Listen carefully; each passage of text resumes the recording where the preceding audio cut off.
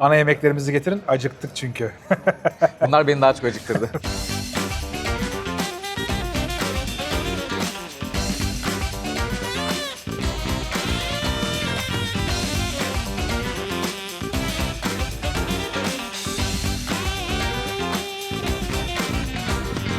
İşte dün akşam 6'da yemeği bıraktım. Acayip açım. Allah. Eyvah! En sevdiğimiz ses. Önümüzde bir hibeş var. Ben bir parça daha koparacağım ondan. İnanılmaz. Keçi eti inanılmaz. Ya bu sos, bu kıvam. Ben orada gömüyorum bayağı. Kalmadı, önünde yemek kalmadı.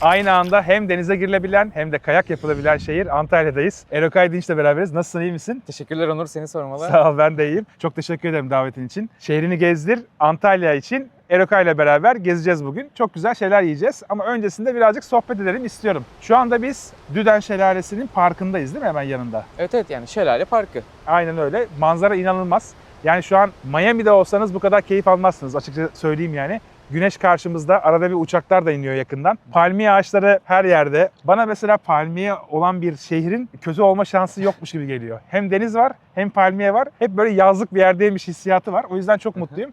Arka tarafta da inanılmaz bir dağ manzarası var. Hep böyle karlı dağlar. Şehrin görüntüsü, düzenli olması beni çok etkiliyor. Sen de ne kadar zamandır Antalya'da yaşıyorsun? Onur, ben 2010'dan beri Antalya'ya geliyorum. Dönemden ara ara yaşadım. Ancak 2,5 yıl önce kesin yerleşim yaptık Antalya'ya. Nasıl oldu? Şöyle zaten şehre baktığımızda şu 50 metre arkamızda bir doğa harikası var. Düden Şelalesi var. Yani parkları, bahçeleri, manzarası, denizi harika. Yani buraya taşımamak için bir sebep görmüyorum.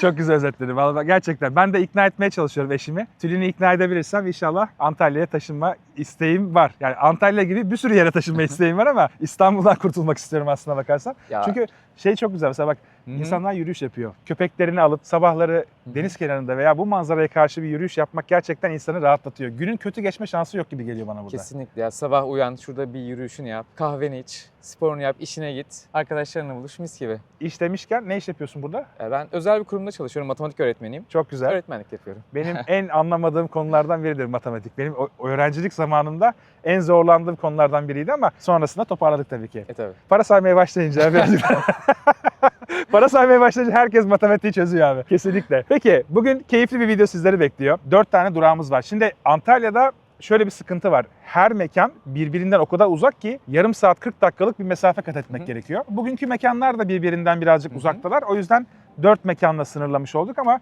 kahvaltıyla, güzel bir kahvaltıyla başlayacağız. Evet. Ardından akıp gidecek, en sonunda da bir şef restoranı olacak. Bugün Erokay'la beraber yaptık bu listeyi. Onun tavsiyeleri de çok önemliydi. İşlerinde birçok durağı onun tavsiyesiyle hazırlamış oluyoruz. Ben bir tane böyle ufak dokunuş yapmış oldum. Çok güzel bir rehber sizleri bekliyor. Antalya'ya geldiğiniz zaman gidebileceğiniz mekanları görmek istiyorsanız hem bu videoyu hem de daha öncesinde yapmış olduğumuz videoyu izlemeniz yeterli efendim. Daha fazlası tabii ki var. Sürekli açılıyor ama onları da ilerleyen bölümlerde gösterelim sizlere. O zaman video başlarken ne yaptığınızı çok iyi biliyorsunuz. Beğen butonuna basarsanız, hype'larsanız ve tabii ki abone değilseniz, aramıza katılırsanız çok mutlu oluruz. Antalya Lezzet Rehberi değil, şehrini gezdir Antalya başlıyor. Hadi gidelim.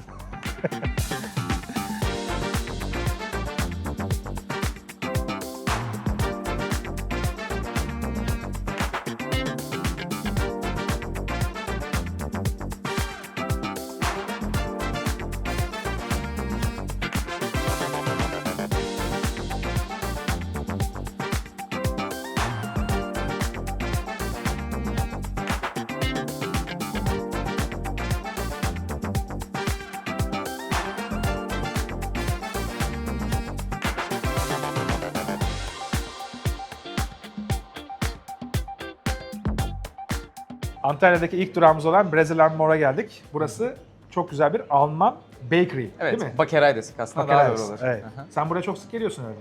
Şöyle, pazar günleri bizim eşimle bir 10 dakikalık yürüyüşten sonra buraya geliriz abi. 2 tane tuzlu, bir tane tatlı. Zaten bir sürü ürün olduğu için her seferinde farklı ürünleri tercih ediyoruz. Güzel yemeğimizi yeriz. Sonra buradan Falezlere gidip Falez Park'ta yürüyüşümüzü yaparız. Günü Çok güzel. kapatırız. Yürüyüşten önce yiyorsunuz o zaman. Evden buraya yürüyüş, Tamam. kısa yürüyüş, Tamam. burada yiyoruz. Ardından bir tur daha yürüyüş mecbur. Vallahi Çünkü müthiş. Tam benim kafadasın sen de böyle. Hani yemek, yürüyüş ikisi bir arada. Yani spor yapacaksan da karşılığı olması lazım. Bence özel bir yer çünkü bu tarzda, bu konseptte Türkiye'de benim gördüğüm çok fazla bir yer yok. Hatta hiçbir yer yok. Evet. Bir tek İstanbul'da bir Alman kitabevi var. Ama Türk o da Alman kitabevi. sınırlı ürün olarak satıyorlar. Ama Antalya için bence çok güzel bir şey. Çok fazla ürün var. Arkamızda tezgahta görüyorsunuz. Burada kaç tane günlük ürün üretiyorlardı? 70'in 70 üzerinde. küsür tane ürün var, evet. Her gün taze hazırlıyorlarmış. Bizim önümüzde 3 tane tuzlu, bir tane tatlımız var. Neler yiyeceğiz bugün? Biraz sen seçtin aslında. Tabii.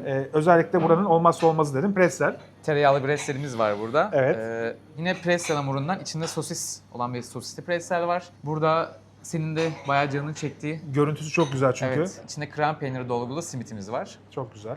Vallahi hepsi çok güzel gözüküyor. Berliner de ayrıca Tabii olmazsa bir olmaz. Alman bakeraya gelip Berliner yemeden olmaz. Olmaz. Biz zaten yemek deyince ve Almanlar deyince her türlü uyuşan çok fazla noktamız var. Nereden başlayacağız? Hangisine başlayacağız? Sen bunun içinde sosis var dedin ama tavuk sosisi bu. Evet. Onu özellikle söylemek gerekiyor. Barmit'in içinde bir sosisi var. Bunu başka bir yerde görmedim açıkçası. Pretzel hamuruyla sosisi eşleştirmişler. İçinde de çok güzel bir peyniri var. Ben böleyim mi şöyle? Olur, sen bize böyle abi. Aynen. Masaya geldiğinden beri benim gözüm onda zaten. Bak, bak, bak. İçi kocaman. Görüyor musun? Bu da bol tereyağlı içine. Yani ben evde hazırlıyor olsam bu kadar tereyağı koymam. Helal olsun onlara. Çok güzel hazırlamışlar. Bunu elle mi koparalım? Sen kopar bunda ya. Ben bunu abi direkt bölüyorum. Böl. Zaten çıtır çıtır akıyor gidiyor. Biz bence ondan başlayalım ya. Olur. Tereyağlıdan başlayalım. Her zaman daha iyidir. Ben abi kendi parçamı aldım. Şanslısın Erokay. Başla hiç. İzinle başlıyorum. Başta bekleme olmaz bizden. Çay söyleyelim. Çayımız var mı? 2 tane çay rica ederim. Bunun yanına çünkü simit çay. Alman usulü. Abi çok güzel tadı ya. Yani tereyağının tadı ayrı güzel, hamuru ayrı keyifli. Ben çok keyif alıyorum pretzelden.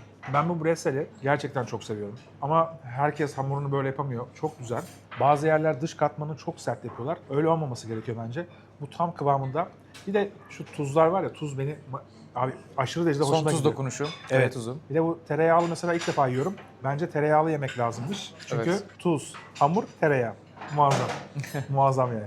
Ben bir parça daha koparacağım ondan. Hadi bakalım. Sosluya Devam. geçmeden. Hatta şu tuzlu kısmı En gelsin. sevdiğim yemek yiyen takipçi. Şöyle dün akşam 6'da yemeği bıraktım. Spora gittim. Acayip açım. Şu anı bekliyordum. Ha, sen o yüzden bu kadar sessizsin. Sen de- Bazı çekim günlerinden öncesinde diyet yapmıyorum. O yalan olur da öyle bir şey söylesem. Ama ben de hafif beslenmeye çalışıyorum. Ama dün Efsane. ben de ekstra işte Antalya'ya bir gün önce geldik. Birkaç arkadaşım vardı burada. Onlarla böyle bir iki bir yere gittik. Deneme yaptım. Hani en azından bir sonraki video için önden deneme yapıyoruz. Çok yedik dün. Ama bende her zaman yer vardır. Hiçbir zaman hayır demem. Yani böyle devam edecek misin diyorlar mesela. Her türlü devam ederim diyorum. Bu ara Çağatay Bey'e çok ederiz. teşekkür ederiz. Şimdi birazdan anlatacağız. Buranın başlangıcı Çağatay Bey ile her şeyiyle ilgilenen kişi Çağatay Bey. O yüzden tebrik ediyoruz sizleri. Afiyet olsun. Sosisliğe geçelim bu arada bir Evet, yandan. ben yine onu abi elle devam edeceğim. Elle. Abi Yani süpersin çatal ya. bıçak geldi ama Vallahi- bu elle yenir yani. Şimdi sosisli bir şeyi ben bıçakla giremem. Bir de tam tek lokmalık değil mi aslında? Tek lokmalık derken ısıra ısıra bitirmelik. Evet abi, içinde cheddar dolgulu ve sosis var. Evet. Aha. Çok güzel. Ben bu sosisi zaten çok seviyorum yani, günlük hayatımda evime de aldım bu sosis. Pretzel hamuruyla efsane olmuş. Ben mesela tavuk sosisi çok fazla yemiyorum ama bunun hakikaten güzel olmuş. Ya bu ürün acayip yani, o Alman sosisine benzeyen en yakın ürünlerden biri. Jumbo sosis diye geçiyor. Markayı zaten izleyenler tahmin etmiştir. Ben acayip seviyorum. Tütsülenme tadı da var. Gerçekten güzelmiş. Ama Çayla. olay her sandviçte olduğu gibi hamurda yani bence. Olayın zirvesine hamur çıkartıyor. Yani gördüğüm kadarıyla tezgahta o kadar fazla hamur işi var ki özellikle kruvasan çok güzel gözüküyor. Kruvasanla sandviçler yapıyorlar. Normal ekmekle sandviçler yapıyorlar. Kendileri ekmek hazırlıyorlar. Panettone var. Fıstıklı bir panettonesi var. Gördüm, çok güzel. Pretzel'i hem bu formunda hem de yuvarlak formda hazırlamışlar. O da çok güzel gözüküyor. Normalde alışık olmadığın formlarda da alışık olduğun tatları sunabiliyorlar. Sunuyorlar, Ve evet. çok fazla tercih var. Ben bir yere girdiğim zaman özellikle Alman bakery'lerde olması gereken, yani Almanya'ya gittiğin zaman olması gereken bu. Daha fazla çeşit, daha fazla ürün ama hem göz doyuracak öncelikle, ardından karın doyuracak. Bence burası onu çok iyi yapıyor. Şey de güzel, mevsimsel olarak da ürünler değişiyor. Aynı zamanda biz mesela bir yıl boyunca ayda 1-2 defa bile buraya gelsen, her geldiğinde farklı bir şey yesen yine tüm ürünleri bitirememiş oluyorsun aslında tüm yılda. O yüzden çok keyif aldığımız bir yer burası bizim. Kesinlikle. Hem mahallemizin aslında pastanesi, fırını gibi, aynı zamanda Antalya'da da bayağı bilinen bir yer. Bence Türkiye'de biliniyor. Evet. Çünkü Antalya'ya geldiğimi söyleyince birçok takipçim abi Brezilya Mor'a gitmen lazım. Sabah kahvaltısını orada yapman lazım. O zaman Orada- seni doğru yere getirmişim. Doğru ya, kesinlikle. O yüzden teşekkür ederim. Şimdi buranın hikayesi Çağatay Bey ile başlıyor. Çağatay Bey eskiden kabin memurluğu yapıyor ve kabin memurluğu yaptığı süreçte hep böyle evde merakından ekmek yapıyor. Evde yaptığı ekmekleri uçuştaki arkadaşlarına götüre bir süre sonrasında kabin ekibi arkadaşları ondan daha fazla ekmek siparişi vermeye başlıyor. Ekmek alan çevre arkadaşlarına söylüyor ve gittikçe daha fazla bir kitleye ekmek yapmaya başlıyor. Evinde yapmaya başlıyor öncelikle. Pandemi zamanına tekabül ediyor bu zamanlarda. Pandemide kararını veriyor ve artık ben havacılıktan birazcık daha böyle kendi işimi evde oturup yapmaktan daha öte dışarıda bir şeyler yapmayı istiyorum diyor. Öncelikle evde başlıyor. Presler yapıyor, ekmek yapıyor. Ürün siparişi verenler geliyormuş. Böyle sepetle aşağıya sarkıtıp sepetle gelip parayı böyle alıyor. Enteresan bir süreç geçirmiş. Ondan sonrasında karar vermiş. Demiş ki yani bu kadar fazla insan var ve benden alışveriş yapıyorlar. Ben artık bir profesyonel bir yere geçeyim. 2022 yılında da bu sokağın başında daha küçük bir dükkanda başlıyor. Orası 3 yıl kadar devam ediyor. Bir sene öncesinde de bu şu an bulunmuş olduğumuz yere geliyor. Burası bence çok güzel, geniş, tam böyle köşede bir dükkan. Evet. Park yerde yok. Antalyalılar geldiği zaman çok rahat park edip kahvaltılarını yapabilirler. Alışverişlerini yapabilirler. Bence çok özel bir hikayesi var. Meraklı olduğu, öğrenmek istediği bir konuya doğrudan giriş yapmış oluyor. Tabii ki bunun için İstanbul'da bir eğitim alıyor. Bu işi usulüne göre yapın dediği için de İbrahim Dinç'ten İstanbul'da bir eğitim alıyor, ekmek eğitimi. İlk ekmekle başlayıp ardından bütün Alman pastane ürünleri gelmiş oluyor. Birazcık böyle sosyal medyada, internette araştırıp kendi tarzını deneye oluşturmuş oluyor. Şu anda da arkamda görmüş olduğunuz birçok üründe de onun imzası var. Hatta bütün ürünlerde onun imzası var. Abi ben araya gireyim. Normalde biz sepeti sarkıttığımızda ekmek biner, biz parayı veririz. Çağatay Bey burada işleri tersine çevirmiş. Ekmeği sarkıtan kişi olmuş. Bence burada bile aslında başarısının yani bugünlere geleceği belliymiş. Kesinlikle. Burada bir pano var. O panoda evde ekmek yaparkenki hali de var. Onu da burada sergiliyorlar. Eşi hazırlamış o panoyu da. Çok güzel. Bence çok değerli bir iş yapıyorlar. Yurt dışındaki unla buradaki un biraz daha farklı. O yüzden formülasyonu oluştururken uzun süreç geçmiş. Şu anda da arka tarafta bir üretimhaneleri var. Artık 15 kişilik kalabalık bir ekipler ve pastanede gerçekten almak istediğiniz tüm kokular var. Tatlı kokuları var, tuzlu kokuları var, hamur kokusu çok güzel geliyor. Tereyağı geliyor. Özellikle kruvasan çok güzel. Yani ben bir dahaki geldiğimde mutlaka bir kruvasan deneyeceğim çünkü çok güzel gözüküyor. Özellikle o krema dolgulu çilekli kruvasanım. Aynen öyle. Harika. Hakikaten öyle. Şimdi buna geçelim mi? Evet. Onu- Krema dolgulu simit. Aynen. Bunu ben... İkiye doğru böyle abi. Olur Direkt. abi. Sonrasında elle yeriz. Aynen. Krem peyniri direkt çıktı zaten. Bu da biraz bizim aslında alışık olduğumuz bir simit tadını birazcık daha böyle malzeme olarak da alışık olduğumuz tatları birleştirdiği çok güzel kendilerine özel bir ürün. Ve bunu kornet şeklinde yapmaları güzel. Normalde bunu elle yemek gerekiyor. O yüzden biz de usulüne uygun şekilde Evet davranalım. abi. Fazla güzel. Fazla güzel. Ben krem peynir, hamur ve domatesi çok seviyorum. Krem peyniri de çok kaliteli ama Evet, ya. krem Yani peynir kaliteli. benim en sevdiğim kahvaltılardan biri de şu. Aslında bu Falez bölgesinde yaşayanlar bilir abi. Ünlü simit fırını var. Yeşilbahçe Mahallesi'nde. Evet. Oraya gidiyoruz. Kapısında her zaman bir sıra oluyor. Simit sırası. Yani herkes sıcak simiti bekliyor ki bayağı fazla simit çıkmasına rağmen. Orada hemen arasına duble peynirli simit. O tabii o standart üçgen peynirden kullanıyor. Tamam. Haşlanmış yumurtamı alırım. Oradan hemen Yalın Park var. Parkta güzel sandalyerini açıp kahvaltını yaparsın. Antalya'da inanılmaz güzel parklar var. Geniş.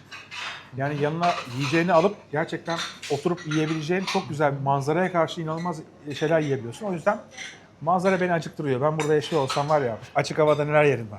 Anlatamam. Ya buradaki parklar özellikle şu Düden Park'tan başladık sabah. Düden Park'tan bu kale içine kadar olan falezlerin üzerindeki parklar bence Türkiye'nin en güzel 3-5 noktasından biri yaşam anlamında. Katılıyorum. Gerçekten öyle. Ben burada gömüyorum bayağı. Yandan gidiyor. Kalmadı, önünde yemek kalmadı. Abi dün akşamdan beri yemiyorum ya. Şu anı bekliyordum yani. Bana yedirmeniz lazımmış o Ben de- heyecan için. Bende de böyle oluyor. Kısacası parklarda bir şeyler yemek gerçekten benim için özel bir şey. Yani dışarıda açık alanda yemek. Çünkü ayaküstü lezzetlerin de başlangıcı aslında pandemide Evet. olduğu için. Hep böyle alıyorduk. Dışarıda hemen yiyip ayaküstü devam ediyorduk. Sen bizi izlemeye ne zaman başladın bu arada Erkay? Abi ilk videonuzdan beri sizi takip ediyorum Şaka açıkçası. yapıyorsun. Ayaküstü lezzetleri evet. Çok güzel. Hatta bir kere bir takipçilerinizi çağırmıştınız. Doğru. O dönemi hatırlıyorum. Ben keşke onlardan biri olsaydım diye böyle çok içlenmiştim. Şimdi Bugüne oldu. kısmetmiş Aynen, olduk. bugün baş başa çekiyoruz. O zamanlar hep şey yapıyorduk. 50 binde bir tüm takipçilerle beraber yemek turları düzenliyorduk. Bugün de beraber tur yapmış olduk. Ben çok mutlu oldum. Berlin'e geçelim. Berlin'e geçerken de Tatlı bir zamanı geldi. haberimiz olsun bari. Onu da müjdemizi verelim. Antalyalılara özel bir kodumuz var. Trendyol Go by Uber Eats ile beraber sizlere özel bir indirim uyguluyoruz. Aşağıda detayları yazıyor zaten. Sipariş vermeniz durumunda ne verirseniz verin, hangi restorandan verirseniz verin. Trendyol Go by Uber Eats'te o indirimi kapıyorsunuz. Afiyet olsun size de. Bizim için harika haber. Aynen öyle. Antalyalılar için. Antalyalılar için gerçekten güzel haber. Biz bunu gittiğimiz birçok şehirde yapıyoruz. Şehrini gezdir konseptini bu şekilde üstlenmiş oldular. Bence onlara destekleri için teşekkür ederim. Hem insanlara faydamız oluyor hem de bu videoların çekilmesi için onların desteği bizim için çok önemli. Berlinleri bölersen çok sevinirim. Sen ikiye böl. Ben zaten o anı bekliyordum. Evet, bademli çok güzel gözüküyor. Bölünürken bile o yaşattığı his. Yumuşacık. Çok güzel kızarmış dışı. Şöyle kameraya da içini gösterelim. Elle yiyeceğiz bunu. Tabii. Tabii. Şöyle tabağına koydum. Gördüğüm kadarıyla vanilyalı, vanilya çubuğu var içinde, orijinal. Doğru mu? Doğru. Bak.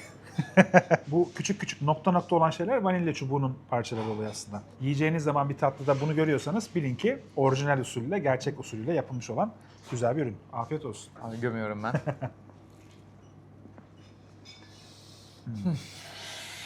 Abi tuzlular da çok güzel de tatlı ayrı bir şey ya. Yani beklentim daha şekerli olmasıydı. Bu halini ben çok rahat yerim ve hiç beni rahatsız etmez. Çünkü Berliner yapıldığı birçok yerde kremasını çok şekerli yapıyorlar. O çok şekerli olduğu için bir süre sonra bayabiliyor ama bundan 2 tane yiyebilirim şu anda. Hiç problem yok, etmez. Tatlı ama şekerli değil gibi Evet, böyle. bir de- Efsane. Kızartmasını da mesela düzgün yapmıyorlar bazı yerlerde. Bu tam kıvamı ya. Gerçekten çok güzel yapılmış. Ya sen de iyi yiyorsun ha. Eraka. bir şey söyleyeyim, bir şey bırakmadık. Ben gene yiyeceğim abi yapacak bir şey yok. Afiyet olsun. Bir tatlı bir tuzlu gideyim Tatlı abi. tuzlu git. Afiyet olsun. Birbirinin değeri anlaşılsın. Eraka çok iyi ya hakikaten. Bu kadar iyi yiyen takipçi olduğu zaman ben mutlu olurum. Yani daha doğrusu masada iyi yiyen, benim gibi yiyen birisi olunca ben sırıtmıyorum.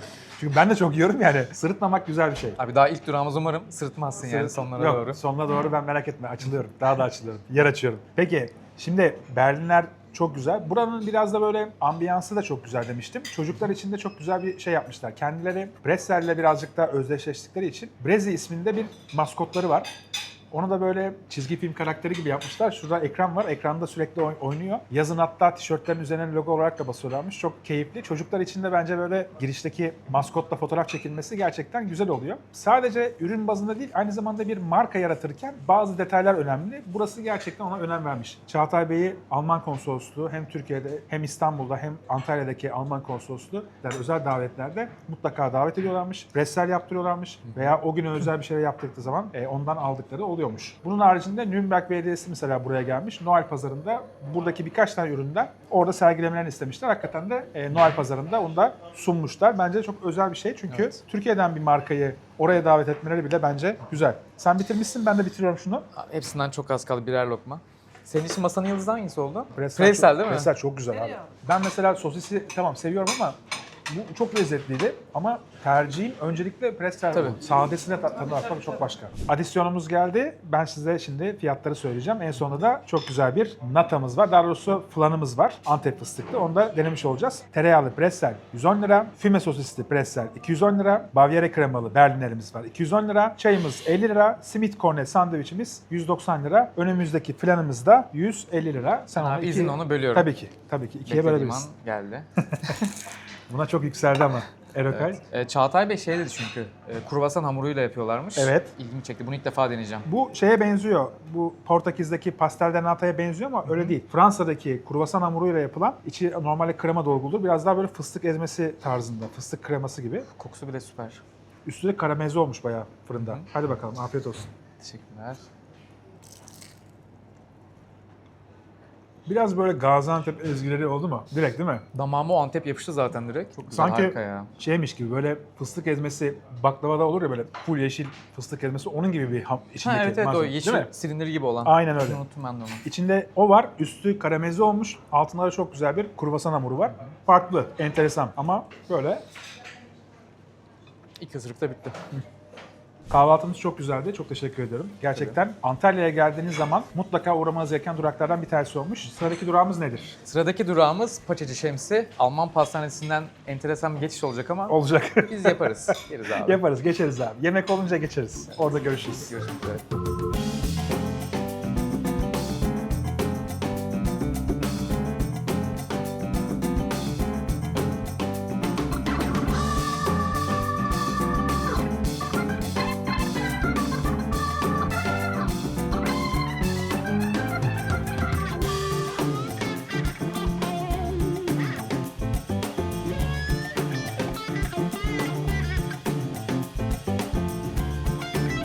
İkinci durağımız için Konyaaltı'ndaki Paçacı Şemsi'ye geldik. Evet. Senin için garip olacak birazcık. Normalde bu saatlere gelmiyorsun herhalde değil mi? Onur, biz normalde Paçacı Şemsi benim için gece 1, 2, 3 Öyle mi? olaylarda olan bir yerde. Doğu Garajı'ndaki şubesine gideriz genelde. Kaleiçi akşamları sonrası. Allah. Eyvah! Ben de alayım abi, canım çekti. Jos. Teşekkürler. En sevdiğimiz ses. Teşekkür ederiz. Çok sağ olun. İlk defa şu an saatimiz 1. İlk Evet. defa 1'de geldim. Benim için de farklı bir deneyim olacak. Benimle ilkleri yaşıyorsun Erokay. Şimdi ben kelle paça içiyorum. Erokay da ayak paça içiyor. Ayak paça benimki. Burada çok farklı çorbalar var. Birkaç tane farklı şey var. Aslında sakatatla ilgili çorbaların hepsini burada içebiliyorsunuz. Evet. Ayrıca tavuk suyu, ezogelin ve normal bildiğimiz mercimek de var. Ama usul tabii ki Evet. sakatat. Ben de Severiz. birazcık limon sıkayım şöyle. Nasıl hazırlıklarını anlatacağız ama öncesinde bir tadına bakalım değil mi? Bir kere çok güzel gözüküyor. Et parçaları, suyu, kendi özel terbiyeleri var. O da çok güzel gözüküyor. Kolajen seversin. Kolajen çok severiz. Bayılırım. Çok lezzetli ya. Ben nedense ayak paçacıyım ya, kelle paçadansa. Ayak paça da bana ağır geliyor mesela. Hmm. Tendon bölgesi baskın olduğu zaman Sevmiyorsun. sevmiyorum. Aslında Kars'ta bir Serhat lokantası var. İnanılmaz yapar. Orada içtiğim çorbayı unutamam. Ama nedense tendonu gördüğün zaman birazcık hani... İşten kaçıyor. İşten kaçmaz benim hiçbir zaman da. Kendimi geri çekiyorum diyelim biz ona. Ben daha çok buranın Doğu Garajı şubesine gidiyorum. Orası da Kaleiçi'nin hemen yakınında bir yer. Tamam. Benim en sevdiğim şey şöyle abi, bir salçalı ekmek geliyor yemek öncesi. Zaten gece 12'den sonra çok kalabalık olan bir yer Paçacı Şemsi. Kaleiçi'den çıkan neredeyse oraya gidiyor. Siparişini verdin, bekliyorsun. Kalabalıktan bazen uzun sürdüğü zamanlar olabiliyor. Şu salçalı ekmek detayı hayat kurtarıyor abi. Şöyle bölüyorum ikiye. Ortasında salça var değil mi? Tabii. Tost Salça- makinesine basılmış. Tost makinesine basıyor abla. Hemen şöyle rokaya sararım. Hepsinin lezzetini aynı anda almak için. Yani ben böyle... Uyandırırsın diye mi? Aynen. Bir de Hayır. sağlıklı yedim hissi de gelsin, yeşil olsun. Evet. Bunu abi böyle yiyorum. Çorba gelene kadar doyduğumu bile bilirim yani bundan. Biraz tehlikeli tabii.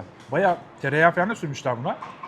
Yani böyle kıtır kıtır geliyor. Enteresan, kendileri bir şey yapmışlar ve bu tutmuş. Çok fazla kişi bundan istiyormuş. Hatta bittikçe yenisini Yenileniyor. istiyormuş. Evet, yani hem açken hem bir mekan sonrasında mesela çorbacıya geldiğinde, ki burası 24 saat açık. Çorba için gerçekten olmazsa olmaz. Antalyalılar özellikle gece çorbacısını seviyorlar. Tabii. Yani çok fazla seviyorlar. Buranın da 5 tane şubesi var. 6. da yakında açılacakmış. Demek ki böyle bir ihtiyaç var abi 6. şubeyi açtıklarına göre. Var abi, de işlerini iyi yaptıkları için. Nasıl yaptıklarını anlatacağım şimdi. Bu arada çorba içmeyi özlemişim. Valla bayağıdır bölümlerde çorba içmiyorduk. Ama kış ayları oldu mu hakikaten Çok iyi önem abi, kazanıyor. şifa.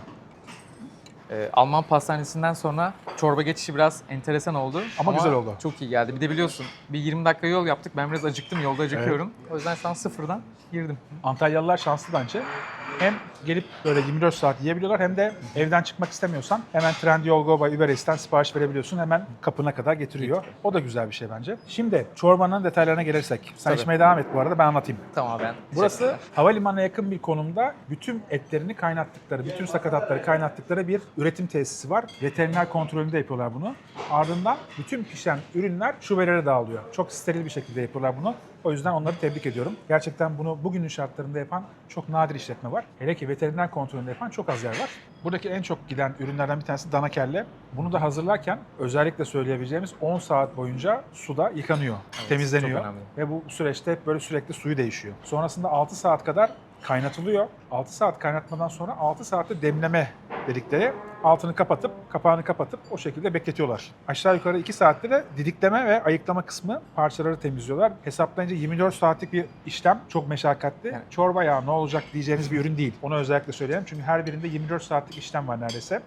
Tezgahta 3 farklı istasyon var. Sakatatlar parçalı şekilde kenarda bekliyor. Sürekli 24 saat boyunca ilikli kemik suyu kaynıyor ve yan tarafta da kendi yapmış oldukları bir terbiye var. O terbiyeyi kullanıyorlar, kemik suyunu kullanıyorlar ve hangi çorbadan sipariş geldiyse onun parçasını kullanıyorlar.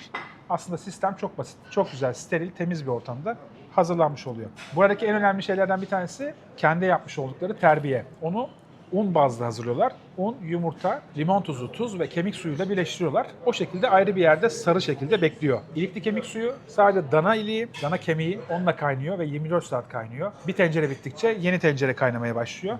O yüzden 24 saat boyunca her şubede ayrı ayrı kaynatıyorlar. Buranın en çok giden ürünlerinden bir tanesi kelle paça, diğeri ayak paça ya da eğer isterseniz kokteyl ismini verdikleri tüm parçaların bir arada olduğu bir çorba sunuyorlar. Ben beğendim. Kolajen deposu ve aynı zamanda bu soğuk havalarda çok güzel gidecek çorbalardan bir tanesi. Biraz un fazla geliyor, yalan yok ama üzerine döktükleri tereyağıyla beraber çok daha lezzetlenmiş. Ve abi şöyle söyleyeyim, fark ediyorsan içindeki parçalar dolu dolu. Yani sadece sulu bir çorba içmiyoruz. Baya baya et yiyip doyacağın bir çorba içiyorsun aslında. Bayağı bir et var. Ya mesela bak böyle kaşığa o kadar çok geliyor ki Evet. hakikaten sadece çorba içmiyorsun. Benim şu Doyurucu. koşağa baksana. Şuna baksana ya. Bunu tek seferde yemeyeceğim tabii. Bölelim. Seninkinde mesela çok fazla tendon, çok fazla et Evet. ama ayak konusu burada çok meşhur. Antalyalılar ayak paçayı çok seviyor. Kiminle konuştuysam ayak paça içmen lazım diye özellikle belirtiyorlar. Burayı da birçok kişi gene tavsiye etmişti. O yüzden doğru adrese getirdiğin için teşekkür ederim. Ne demek abi? Mekan olarak güzel. Bir de bunu gece deneyimlemeyi isterdim. Yani 24 saat açık olduğu için. Bir dahaki geldiğinde diyelim. Aynen öyle. Bir dahaki geldiğinde uçaktan kaçta inerseniz inin adreslerinizden biri burası olabilir. Sabaha karşı geldiniz, gece geldiniz. Değil mi? Tabii tabii. Bir de yan tarafta bir kebapçı açmışlar. Orada da lahmacun yapıyorlar. Şişler var. Aynı zamanda kıyma kebabı var. Onları da gelmişken denemek isterseniz deneyebilirsiniz. Biz başka bir şey daha deneyelim bence çorba hariç. Abi içeri girerken benim gözüme bir şey kestirdi. Nedir? Sen de gördün. Tam yanımızda duran et döner abi. Döner varsa biz de varız. Sen varsın her yerde. Kalbimi dönere verdim. O yüzden döner yiyelim. O zaman bir tane döner söyleyelim. Çorbalara ara veriyoruz. Siz dönerin başına gidin, onun bir kesilişini görün. Porsiyonu hazırlayın, yanımıza gelin. Hadi bakalım.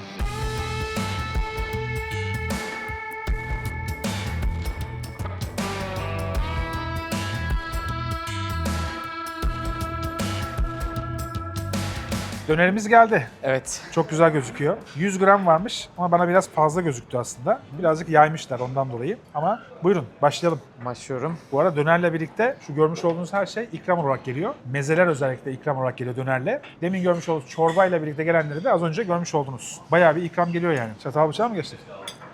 Niye bir kibarlaştın ben de anlamadım. Tadı güzel ama bir tık kurumuş geldi bana abi, doğru mu? Bana da Ama tadı çok güzel. et tadı alıyorsun. Biraz daha yağlı olmasını isterim. Belki şu aşağıdakileri alsak. Evet, Bak, görüyor olabilir. musun? Evet. Sen de alttan al. Şu yağlı kısmı benim yağı gözümü aşağı çekti. kaymış. Biraz kuru gelmesinin sebebi şu. Dana tranç, kuzu kuyruk var. Dana tranç olduğu için tranç en böyle yağsız bölümdür. Lezzetlendirilebilir yağla beraber. Ama bu yağ tadını sevmeyen Antalyalılar için, ki gördüğüm kadarıyla Antalyalılar çok yağlı et sevmiyorlar. Evet. Biraz daha az yağlı seviyorlar. Onların seveceği tarzda. Evet, ben lezzetini çok beğendim. Şu yağlı kısmı gelince tam istediğim gibi oldu. Bir de şu sumaklı turptan ben bir alayım. O enteresan mesela. Sumaklı turp ilk defa burada gördüm. Çalıştığım okulda bayağı yaşını almış bir Ramazan hocamız var. Turpla alakalı hep şöyle söylüyor. Turp yiyemiyorsan bile tarlasının içinden geç diyor. Allah Allah. Ben de o ne derse kabul ettiğim için hep turp yiyorum gördüğüm zaman. Burada bir yayık ayranımız da var. Bunu kendileri yapıyorlar. Of, buz gibi, çok iyi geldi. Köpüğü o kadar kaymak gibi ki. Evet, ayran efsane. Hakikaten buz gibiymiş ha. Çok güzelmiş. Bayağıdır bu kadar soğuk bir şey içmiyorum yazdan beri. Bayağı 0 derece yakın ya bu. Şöyle bir etinden gene bakalım. Ya daha gideceğimiz duraklar var ama ben şu lavaşı bir sarmak istiyorum izinle. Sende. Erokay peki sen önceden Çorlu'da yaşıyordun. Çorlulusun aslında. Doğma büyüme Tekirdağ Çorluluyum, evet. Çorlu rehberini de izledin daha önce. Evet. Senin için et konusu biraz daha özel değil mi? Yani sen etçisin, ben de etçiyim. Ben çok seviyorum. Trakya'da yaşamış bir insanın Antalya gibi bir yere geldikten sonraki et bulma konusu biraz daha farklı değil mi? Şöyle, şimdi Trakya'da biz kuzunun en iyisini yemeye alıştık. Evet. Köftenin bana göre, yani buradaki şişede bir köfte diyecek olursak sonuçta, köftenin en sade, en ham halini, yani o lezzeti almaya alıştım. Buradaki o şiş piyaz kültürü çok güzel. Özellikle Antalya piyazına bayılıyorum. Ama şişe gelirsek eğer o baharat tadı bana biraz fazla geliyor. Evet. Özellikle kimyon tadı. Kimyon çok fazla Burada her geliyor. şey koyuyorlar. Doğru. O Trakya köftesi benim için hala zirvede. Benim Ama için burayı de da öyle. seviyor muyum? Bayılıyorum tabii Evet. ki de. Özellikle piyaz Çok güzel çok oluyor. güzel. Evet. Buranın piyaz kültürü çok farklı. Yani sadece Antalya piyazı yapan yerler var. Yani içinde sadece piyaz satılıyor. Zaten köfte kültürü bir 30-40 yıl öncesinde başlamış piyazcılarda. Normalde sadece piyaz yapan işletmeler varmış. Ben bir sonraki geldiğimde bir şiş rehberi yapacağım. Piyaz şiş. Ayrı bir bölüm olarak yapmış olacağız. Onda sözünü şimdiden vermiş olayım Antalyalılara. Şiş köfte piyaz bölümü. Yani sırf zaten bir bölüm olmalı onlar. Bence de. Kesinlikle. O yüzden tavsiyelerinizi bekliyoruz. yorumlar kısmına. Musa da bakalım. Adisyonumuz geldi. Kelle paça 320 lira, dana ayak paça 340 lira. Sade dönerimiz var 100 gram olarak porsiyon geliyor 475 lira. Yayık ayranlarımız 75'er lira. Küçük sularımız var 30'er lira.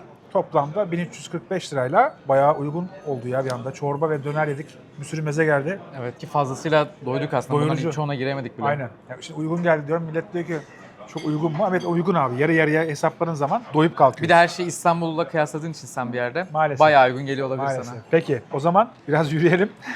O zaman dünyanın Kale en içinde. pahalı şehri İstanbul'a selam olsun burada. Selam. Dünyanın en pahalı şehri İstanbul'a selam gönderelim. Aynen. Antalya'da dünyanın en güzel şehirlerinden birinde yürümeye, gezmeye ve aynı zamanda Sarıki Durağı keşfetmeye devam ediyoruz. Ama ayranımızı içelim. Evet. Afiyet olsun. Sana da.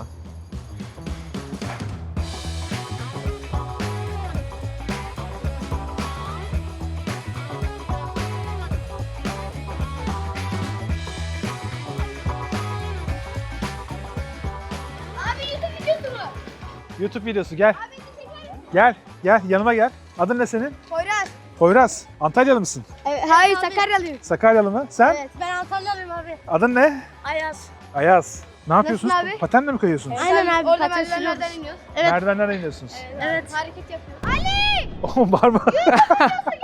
Abi YouTube videosu mu? Evet. İsminiz ne? Onur. Ama YouTube'da ayaküstü lezzetler. Bir abone olsunlar. Söyle o zaman. Arkadaşlar Abone olmayı ve like atmayı abi kanalına abone olun ve like atmayı unutmayın. Heh.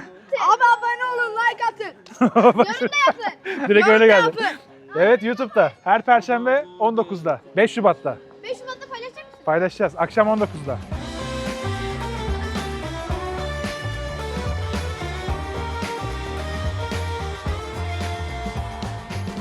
Şimdi diyecekler ki Antalya'yı Antalyalı biriyle niye gezmedin? Bizde hep aynı muhabbet oluyor. Benim amacım Antalya'yı Antalyalı biriyle göstermek değil. Burada yaşayan biriyle göstermek. Bir de takipçim olması. Yemekten hoşlanması. Yemek peşinde koşan birisi olması yeterli benim için. O yüzden ben hep şey diyorum mesela İzmir'de oldu o. Niye İzmirli biriyle gezmeniz? O zaman şey yapsaydınız, davet etseydiniz gelirdim kardeşim. Siz davet ettiğinizde gelmedik mi? Bak adam davet etti geldik. Kendi şehrinizde davet edin. Sizinle de beraber şehrini gezdir konseptini çekelim. Ben Fahri Antalyalı olarak ilan ediyordum Sen kendimi. 10 Şu yıldır- an direkt Antalyalı oldum. Tabii ki yani 10 yıldır geliyormuşsun sürekli. Tabii tabii. Dönem dönem Antalya'da yaşadım 10 yıldır. Son 2 yıldır da direkt fiziksel olarak yaşıyoruz. Süper. Bir de abi bence hani doğma büyüme buralı olmana gerek yok. Buranın yemek kültürünü görmek veya yemekten anlıyorsan zaten gittiğin her yerde iyi yemeğin peşinden koşuyorsun. Evet. O yüzden Antalya özel bir yer.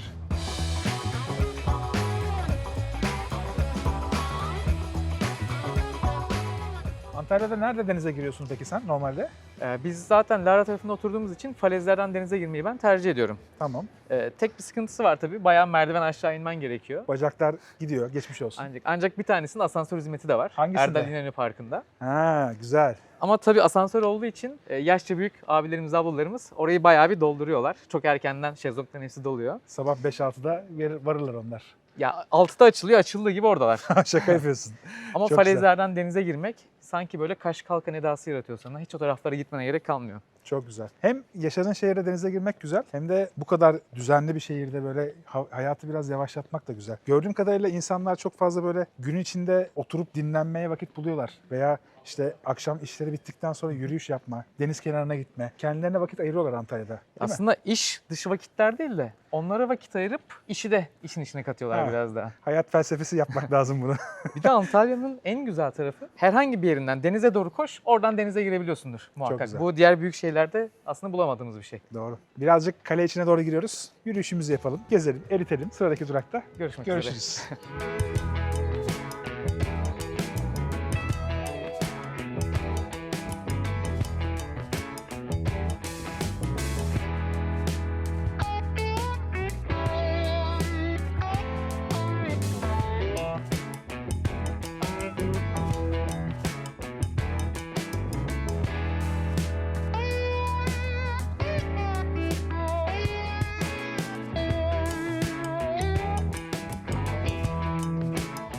Şehrini gezdir Antalya'nın 3. durağı Parlak Restoran'a geldik. Burası senin özellikle gelmemiz gerektiğini söylediğin işletmelerden biriydi. Abi burası böyle bir program yapacağımı Antalya arkadaşlarıma söylediğimde kesinlikle Parlak'a gidin dedikleri nokta burası. Parlak'ta özel yemekler var ama aslında en meşhur yemek önümüzdeki bu yarım piliç çevirme aslında. Kömürde piliç. Kömürde piliç.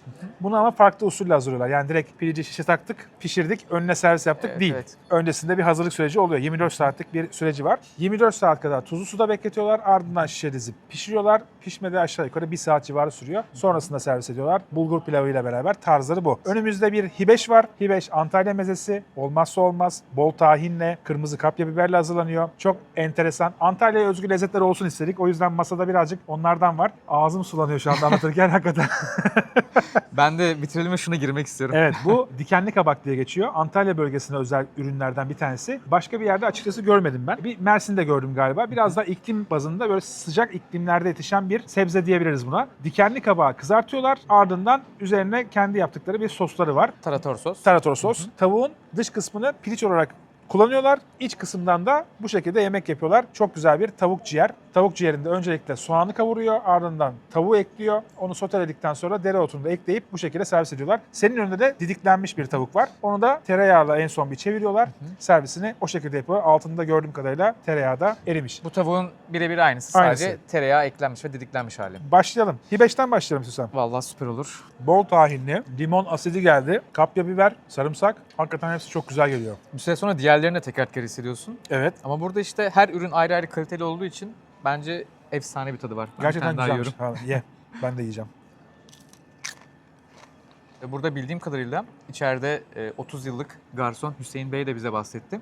Her ürün özellikle teker teker coğrafi işaretli ürünlerden seçiliyor. Antalya'nın özel ürünleriyle yapılıyor. Buranın en büyük özelliklerinden biri bu. Geleneksel Antalya mutfağını Antalya'nın coğrafi işaretli ürünleriyle hazırlıyorlar. Gomile ödülü aldılar bu sene. Özellikle kategorisi traditional yani geleneksel ödülüydü. O yüzden Antalya'nın geleneksel lezzetlerini burada bulabiliyorsunuz. Daha doğrusu hem Antalya'nın lezzetlerini hem de kendilerine özgü birçok lezzeti bulabiliyorsunuz. Buyurun devam edelim. Dikenli kabak.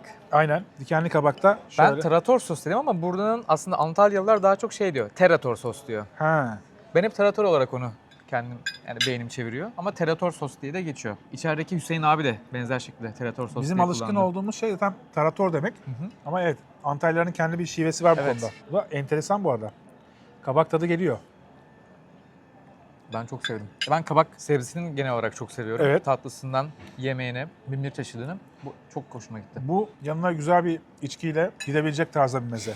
Ben de tavuk yerim. Tavuktan sonra en son ciğere ciğerine. bir şanslanırız. Sen biliyorum ciğer yemiyorsun. Daha doğrusu sakatatlarda ciğeri hiç tercih etmiyorsun ama bugün herhalde bir tadına Evet, bakarsın. dana, kuzu hiçbir şekilde Yemiyorsun. Edirne usulü, Diyarbakır usulü hiçbirini Yemiyorsun. denedim ve sevmedim. Tamam. Bu benim için bir ilk olacak. Hadi bakalım. Önce ona mı gireyim? Hadi önce ondan başlayalım. Tamam. Bir ilki göstermiş olalım. Haydi bakalım. Heyecan. Aslında çok küçük kesilmiş kavurma gibi duruyor. Onu Evet. düşünerek, hayal ederek şu an yiyeceğim. Koklamayayım, koklamayayım. At ağzına. Beğendin mi? Beğenmedim. Bir su içeyim. Doğru. Yani Abi ciğer bana göre değil. değil mi? Tamam, o zaman aldım onu Sen elime. ciğer seven biri olarak nasıl buldun? Bence güzel. Özellikle tavuk ciğeri olduğu belli olmuyor. Yani aslında tavuk ciğeri yememiş birisi için rahatsız edici olmaz. Çünkü içinde güzel bir yağ var. Ama şunu söyleyebilirim. Yediğim diğer ciğerler arasında Kokusuz. en az beni rahatsız eden ve Evet. en az kokusu olan diyebilirim. Ben biraz kabakla ağzımı tazeleyeyim. Tabağa geçmeden. Herkes her şeyi sevmek zorunda değil. Şimdi tavuğa geçmeden önce buranın biraz hikayesinden bahsedelim. 1954'ten beri hizmet veriyorlar. Mustafa Parlak ve Gülşen Parlak'ın kurmuş olduğu bir işletme burası. Zincirlihan'dayız. Zincirlihan'ın içindeki restoranlardan bir tanesi. Mustafa Parlak'ın oğlu, ikinci nesil Güray Parlak ve onun da oğlu Mustafa Parlak yani torun oluyor. Evet. Üçüncü nesil bu işletmeyi bugünlere kadar getirmişler. Şu anda bence Antalya'daki sayılı işletmelerden bir tanesi. Çünkü birçok şehirde o şehrin özel restoranları, tarihi lokantaları bir süre sonra nesil değiştikçe kapanıyor, tamam mı? Bence çok değerli bir şey. Antalya'da bunu yapabilen çok fazla restoran yok. Nesilden nesile geçen üçüncü nesil olan lokantalardan bir Çok tanesi az yer olması. vardır. Evet, az var. Ve bu aslında artık günümüzde Türkiye'de de en büyük sorunlardan bir tanesi. Yani bir 100 yaşını devirmiş restoran sayısı bulmak bile çok zorlaşıyor. Ki burası 1954'ten beri hizmet veriyor. Bayağı bir uzun bir süre aslında. Çok uzun. Az önce de söylemiş olduğumuz gibi Antalya'nın yerel lezzetlerini yapıyorlar. Güzel bir ürün yapıyorlar. Tavuk, Ben tavuğu seviyorum aslında ama uzun zamandır yemiyordum. Burada tekrardan karşımda çıkınca yemek bana nasip olacak. O zaman bize de afiyet olsun. Hadi bakalım, afiyet olsun. Tavuğun en çok hangi kısmını seviyorsun? Ben kalça, tavuk kalçasını çok seviyorum çünkü yağlı oluyor biraz daha. Evet. Günümüzde birazcık da hormonal olarak çok sağlıklı yetiştirilmedikleri için bence Türkiye'de. Bundan dolayı tavuk yemeyi Türkiye'de bırakmıştım. Ama mesela Japonya'da çok fazla yedim. Veya işte yurt dışında buldukça böyle güzel yerlerde, özellikle Yunanistan'da çok güzel tavuklar yiyorum. Tavuk döner yemeyi mesela çok seviyorum. Şimdi Antalya'da bildiğim kadarıyla tavuk dönerciler var. Abi şöyle söyleyeyim, tavuğu aslında gelmişken Evet. Antalya ben 2010'da gelmeye başladığımda buradaki arkadaşlarım beni ilk götürdüğü yer Dönerci Ercan'dı. Dönerci Ercan tavuk döner yapıyor ama bunun içinde kuyruk yağı da kullanıyor. Hatta özellikle bazıları ekstra yağlı isteyenler falan da oluyor böyle. Gobit ekmeğine çok güzel efsane bir döner. Bir dakika, tavuk döner kuzu kuyruk yağı mı? Öyle biliyorum, evet. Vay be, enteresan. Ondan sonraki benim de keşfettiğim yine arkadaşlarımdan duyduğum kadarıyla Yeni Sanayi'de bir dönerci Adem Usta var. Tamam. Orası eski nesil tavuk döner sevenler, yani sos içinde olmayacak. Tavuğun tadını aldın. İşte ekmek içi ya da gobit, lavaş arası nasıl istersen. Hala devam ediyorlar mı? Ediyor. Adem'e çok yakın zamanda gittim. Hala çok güzel. Güzel mi? Tabii. Tamam. O zaman bir sonraki sefere de oraya gideriz. Olabilir. Şimdi menüde Antalya şiş köfte var, piyaz var. Aslında yiyebileceğimiz çok fazla şey var burada ama onları dediğim gibi daha sonrasında bir bölüm yapacağım. Sadece şiş köfteciler ve piyazcılar olacak orada. Onun için de tavsiyeleri mutlaka bekliyoruz. Şiş köfte piyaz özel bölümü. Aynen öyle. Şiş köfte piyaz özel bölüm. Yani bugün için bile aslında birçok kişi birçok farklı şişçi önerdi bana. Evet. Benim kendi sevdiğim bazı şişçiler de var. Söyle onları da. Yakın zamanlarda Hüseyin'e gittim. Şişçi Hüseyin. Yine Konya altında. Ona çok yakın bir yerdeydik bugün. Orası çok güzeldi. Şişçi İbo zaten Antalyalılar için bir klasik. Orayı çok seviyoruz. Şişçi Volkan daha önce sen de denedin orada. Orası da gayet güzel. Ondan sonra adı piyazcı olan ama yanına şiş veren birçok yer de var. Özellikle Piyazcı Samiye herkesin çok önerdiği ve gidilmesi gereken yerlerden biri. Sen piyaz seviyor musun? Ben piyaza bayılıyorum. Bayılıyorsun. Yani aslında Trakya'da işte İstanbul yöresinde sunulan piyaz tahinsiz. Doğru. Ama burada gelen tahinli yedikten sonra o bana çok yavan ve boş gelmeye başladı. Acayip hoşuma gidiyor tahinli piyaz. Antalyalılar da çoğunlukla öyle söylüyor. Mesela herhangi bir yerde özellikle Trakya'da piyaz söylüyorum mesela köftenin yanına. Abi piyaz Antalya'nındır, hiç boşuna uğraşma diyorlar. Belki haklı olabilirler, daha fazla tüketiyorlar. Doğru değil mi? Çok fazla tüketiliyor. Hatta şöyle, bizim okulda çıkan öğle yemeklerinde de Antalya günü olduğunda köfte, piyaz muhakkak çıkar. Başka hangi günler Yanında var? bal kabağı tatlısı. Tamam. Başka günler, diğer günler klasik. Klasik Ama Antalya yemekler. günü muhakkak çıkıyor. Güzel. Antalya günü güzel bir şey ya. Yani haftada bir ben piyaz yerim muhakkak. Okulda çıkar. İstersek kendimize bir yerlere gittiğimizde piyazı muhakkak söylüyoruz. Vay be. Güzel. Ben İstanbul'da mesela gerçekten Antalya lezzetleri yapan bir lokanta bilmiyorum. Yani eğer biliyorsanız lütfen yazın. Bir rehbere dahil etmek isterim. Çünkü günlük hayatımızda yiyemediğimiz bir lezzet. Evet. Şiş köfte, piyaz. Bunlar her zaman bulunamayan şeyler. Antalya'ya özgü bazı işte pastane ürünleri var, dondurma var. Bunları daha önceki bölümlerde göstermiştik. Ama onları bulabileceğimiz yerleri biliyorsanız lütfen yorumlara yazın onları da. Tavuğu nasıl buldun? Abi tavuğun lezzeti çok güzel. O klasik marketten ya da kasaplardan aldığımız piliçler gibi değil. O bir günlük marine hissettiriyor. Tek eksiği şu an öğlen servisten aslında bizim için ayırdılar bu tavuğu. Evet. Onun için bir tık kuruluğunu hissedebiliyoruz. Ama onun dışında lezzeti acayip iyi. Konu şöyle. Normalde sabahtan yapıp gün boyu onu sunmuyorlar. Gün boyu dönmüyor yani. Taze taze yapıp bitiriyorlar. Mesela şu anda yenilerini attılar. Akşam servisi için şimdiden hazırlık yapmaya başladılar. Şu anda saat 4.30 oldu. Ortalama olarak 1 saat sonrasında 5.30-6 gibi de tavuklar hazır olmuş olacak. Onları servis etmeye başlayacaklar. Dolayısıyla tavuklar bitmiş olduğu için de bize bir çekim için bir tane tavuk ayırmışlar. Onu da biraz biz bekletmiş olduk. Bir de hava soğuk malum. Ondan dolayı birazcık kuruttuk ama yine de tavuğun lezzeti farklı. Dışarıda yediğimiz herhangi bir piliç çevirmeye göre farklı. En azından tuzlu suda bekletilmesi ona bir farklı bir yumuşaklık katmış. Bir de yine seçilen bence ürünle alakalı tavuk kesinlikle zaten boyutunu da gördün sen de tavukların. Küçücüktü böyle, herhangi bir şişirilmiş, hormon basılmış tavuklar gibi durmuyor. Lezzete de bu yansımış. Burası ile ilgili söyleyebileceğim şey, yediğimiz mezeler, tavuk ciğeri muazzam. Yani burada masada aslında ana yemek, hani bazen balıkçılara gidersin de balık yemezsin ama mezeler söylersin ya, onlarla ilgili gerçekten çok zengin bir yer ama yemeklerde de çok fazla zenginlikleri var bence. Balık yapıyorlar, deniz mahsulü var, isterseniz et ürünleri var, isterseniz tavuk ürünleri var, kebabına, şiş köftesine, aklınıza gelebilecek birçok lezzete menülerine yer veriyorlar. Ama bence özellikle tezgahtan mezeleri seçip masanızda mutlaka 3-4 tane meze olması lazım. Bence kabağı kesinlikle eklemeleri evet, gerekiyor. kesinlikle. Dikenli kabak mutlaka olması lazım. Tavuktan çok kabak yedim ya. Aynen. Şimdi benim gibi birçok kişi merak edecektir. Erokay'ın anlamı ne? Abi sözlükte yazan anlamı seçkin, beğenilen erkek. Ha. Yani 92 yılında annemin hayalinde herhalde o George Michael falan vardı. O dönemden hayal etmiş. Yani bu kadar olabildik. Abi olur mu? Çok yakışıklısın. Eyvallah. Ama saç yani kabriyoyuz ikimiz de. Evet, O evet. yüzden yapacak bir şey yok. Ama biraz daha böyle kökenine indiğimizde, kelime kökenine indiğimizde etimolojisine aslında bu eski Türk isimlerinden. İçinde er var, Evet. ok var, ay var. Aslında Türklüğü simgeleyen her şey var. Enteresan. O yüzden öyle bir altyapısı da var benim. Benim ilk tanıdığım Erokay sensin. Valla tebrik ediyorum. Ve memnun oldum tanıştığımdan. Ben de abi sağ olasın. Burayı biraz toparlayalım ve bence bir tatlı yiyelim artık, değil mi? Abi tamam şiş köfte, piyaz yapmayacağız dedik ama kabak tatlısı yemeden göndermeyelim seni. Olmaz. Burada kabak tatlısı yiyeceğiz. O yüzden bir kabak tatlımızı sipariş verelim. Burayı toparlayalım. Ardından da kabak tatlısıyla beraber adisyon da gelsin. Onu da söylemiş olalım. Kabak tatlımız, çayımız ve adisyonumuz geldi. Dilerseniz öncelikle adisyondan fiyatları söyleyeyim. Tavuk ciğeri 400 lira. Dikenli kabak taratorlu 380 lira, kömürde yarım piliç 425 lira, kömürde piliç tereyağda çevrilmiş 475 lira, hibeş 280 lira, kabak tatlımız 350 lira, suyumuz var bir tane 85 lira, toplamda 2395 lira. Hemen altında turizm şehrinde olmanın verdiği şeyle 53 euro 22 sent ya da 63.03 dolar tutuyor. Pound olarak da 46.06. Bence gayet güzel. Sizi yormuyoruz, sizin Evet. için hesaplıyoruz diye. Aynen.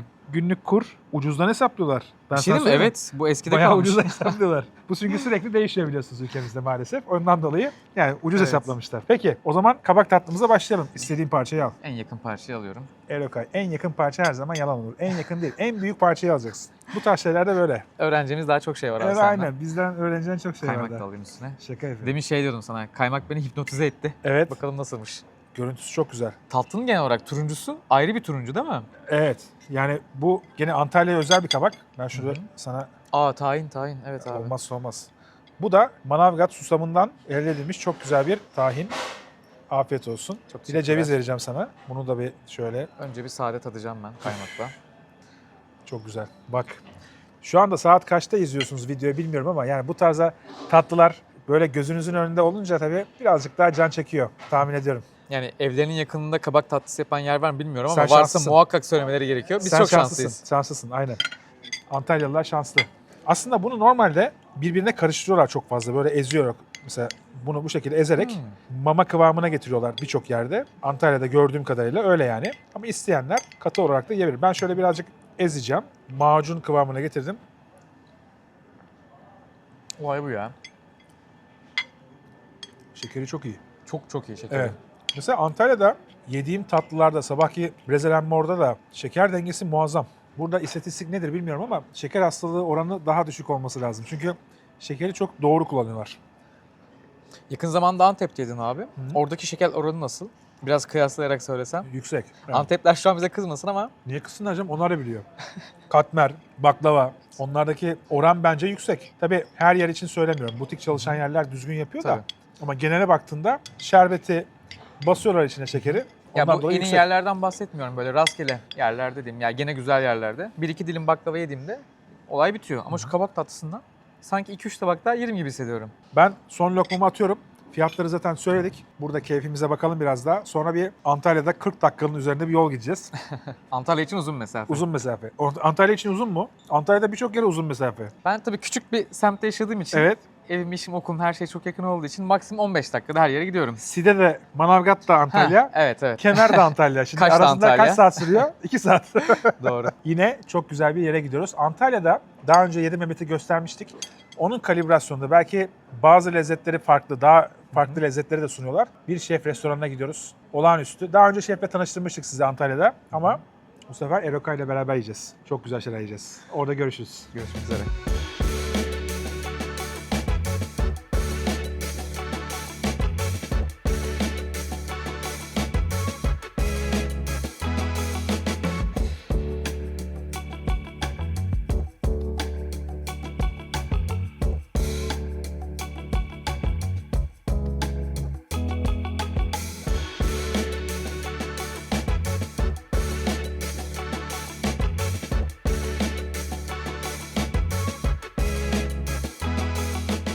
Şehrini gezdir Antalya'nın son durağı için Nirvana Kozmopolitan Otel içindeki Şayota'ya geldik. Tuncay Gülcü Şef'in çok güzel restoranı. Daha öncesinde hatırlarsanız Kaş rehberinde göstermiştik. 2024 yılında Nirvana Kozmopolitan Otel'in bünyesine katılmış oldu. Otel bünyesinde çok güzel bir şef restoranı. Açıldığı günden beri Gomilo ödüllerini silip süpürüyor. Şu anda Chef's Table'da 2 şapka ödülleri var. Antalya'da şef restoranı bulma konusunda biraz sıkıntı var gördüğüm kadarıyla.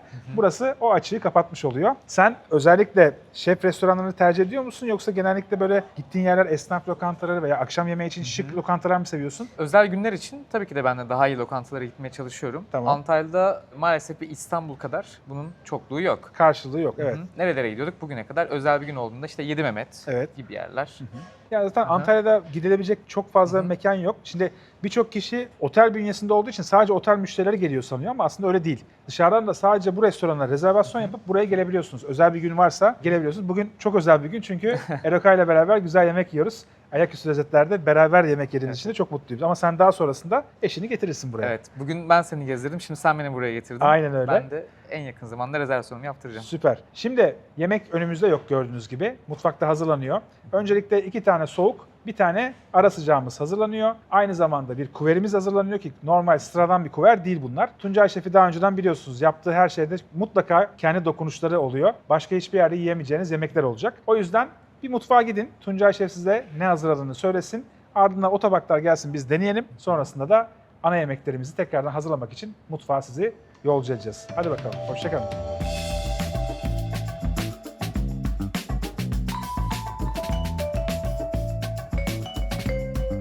Merhaba, Şayote'ye hoş geldiniz. Ben Tuncay Gülcü. Onurlara hazırladığım tabakları anlatacağım size hızlı bir şekilde. Şayote felsefe olarak lokal mutfağın yorumlanması üzerine kurulu bir anlayışa sahip. Burada bulduğumuz malzemeyle yeni reçeteler üretmek ya da var olan reçeteleri kendi dokunuşumuzla hazırlayıp servis etmek gibi bir felsefemiz var. Önemli başlangıçlardan bir tanesi de karın tereyağı. Bir yörük kültürü ürünü, kurutulmuş işkembenin içinde 3 ay ile 6 ay arasında olgunlaştırılan bir yağ. Aynen bunu bir sucuk gibi düşünebilirsiniz. Biz bunu biberiye, kekik, adaçayı ve taze sarımsakla birleştirip bir başlangıç olarak servis ediyoruz. Ekşi maya ekmeklerimizle beraber. Nirvana Otel'in içerisinde yine ekşi maya atölyemiz var, Bread and Lore diye. Onun ekmekleri ekşi maya brioche ve ekşi maya rustik ekmekle karın tereyağımızı servis ediyoruz. İlk misafirlerimize bunlar gidiyor. Onurlar için seçtiğim tabaklardan bir tanesi tirmis favası. Tirmis benim için çok özel bir şey. Bir baklagil türü bu bölgeye ait. Türkiye'de sadece Antalya'da ve Konya'da tüketiliyor. Üretim de bu şekilde yani sadece Antalya ve Konya'da. Çocukken bizim sokaklarımızda tirmisçi amcaların sattığı bir baklagil aslında. Bundan fava yapan yok. Çünkü yapması çok zahmetli. Tek tek ayıklanıyor. Bir de kıvam alan bir şey değil. Biz birazcık işte şartları, imkanları zorlayıp bir tirmis favası yapıyoruz. Klasik bir fava yapma yöntemi aslında. Sadece malzemesi değişik. Normal bakla değil de acı bakla ya da tirmis kullanıyoruz. Dereotu, biryani baharatı, taze soğan yağı ve soğan turşusuyla servis ediyoruz. Burada da torosiko var. Torosiko bizim bence bu seneki en iyi inovasyonumuz. En önemli tabaklardan bir tanesi. Keçi, 1,5 yaş üstü keçilerin butundan yaptığımız bir ürün. 15 gün kadar kürleme, yani tuz ve şeker karışımında bekletme. Böylelikle suyundan arındırıyoruz o butları. Daha sonra kiraz ağacıyla fümeliyoruz ve daha sonra da bal mumuyla kaplayıp 1,5 aylık bir dinlendirme sürecine alıyoruz. O 1,5 ayın sonunda da tüketime hazır hale geliyor. Tabii biz bunda da durmuyoruz. Sürekli değişim yapmaya çalışıyoruz. Bal mumu yaptık. Okey. Şimdi işte keçinin iç yağıyla onun likit haliyle yaptığımız bir versiyonlar var. Onlar da arkada beklemeye devam ediyor. Göreceğiz. Bu tabakta da incir reçeli, korkuteli tulum peyniri ve yufka ekmek kullanıyoruz. Misafirlerimizden de bunu yerken yufka ekmeğin üzerine bir parça torosiko eti, bir parça incir ve bir parça peynirle tek lokmada yemelerini istiyoruz. Yani böyle yapıldığında gerçekten çok keyifli oluyor. Bu soğuklarla beraber yanında bir kokoreç gidecek. Kokoreç bizim önemli kalemlerimizden bir tanesi. Özel sarım yapılıyor. Tamamen süt kuzudan. Biz bunu şarap, taze kekik, sarımsakla beraber ve biraz kereviz sapıyla beraber önden pişiriyoruz. Daha sonra sipariş sırasında ızgaraya giriyor. Kömür ızgarasına. Restoranımızda en çok sattığımız ürünlerden, en beğenilen ürünlerden bir tanesi. Yanında köz patlıcanlı yoğurt, turşu, soğan turşusu ve sumak jölesiyle servis ediyoruz. Tuncay Şef çok güzel özetledi. Şimdi geldi sıra en güzel ana. Tadına Abi bakmaya. beklediğim an geldi. Evet. Bu çok iyi gözükmüyor mu? Evet ya, tam Tuncay Şef'in anlattığı gibi. Önce bu. Aynen. Üzerine peynirimiz, incir reçelimiz Evet. yaptım abi. Bir parça da etimizden. Bu aslında mantık olarak Türkiye'de değil ama İspanya'da çok fazla yapılan bir ürün var. Iberico ham diye domuz ürünü olarak yapıyorlar. Domuz bacağını kurutup onun mantalitesiyle keçi eti. Yani bunu Türkiye'de ilk defa yapan görüyorum. O yüzden çok değerli. Bir nevi kurutma sistemiyle yapılıyor. Ben tadını çok merak ediyorum. Seni bekledim abi. Geldim, geldim, yetiştim. Oo.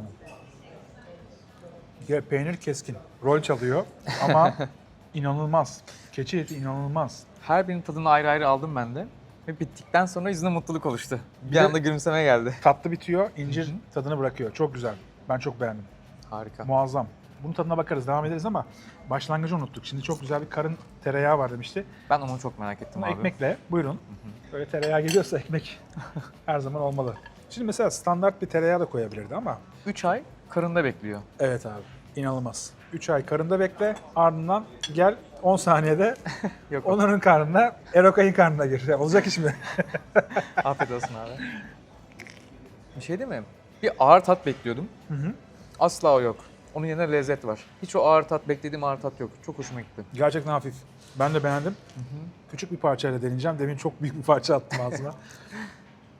Şöyle bir şey yapsam nasıl olur acaba? Tereyağının üzerine. Şuradaki Aa, bir davar dakika. etinden. Arkadaş, Bir deneyeceğim onun nasıl olacağını. farklı denemeler yapıyorsak varım. Her zaman varım. Peynirden tabii ki de o hafif bir ağırlığı bir versin. Çok azıcık bir rol çalsın. Sevdim ben rol çalmayı. Evet. Bu keçi etini de keserken püf nokta şu. Buzlukta donduruyorlar. Donmuş bir şeyi kesmek bu daha şekilde kolay. ip ince çıkartmış oluyor. Dolayısıyla yani şöyle söyleyeyim, dondurmadan yapmış olsa onu o şekilde muntazam kesemez. Çok güzel ya. O yüzden bir teknik konuşuyor burada. Nefes al, derin nefes al. Bugün çok yedik gerçekten.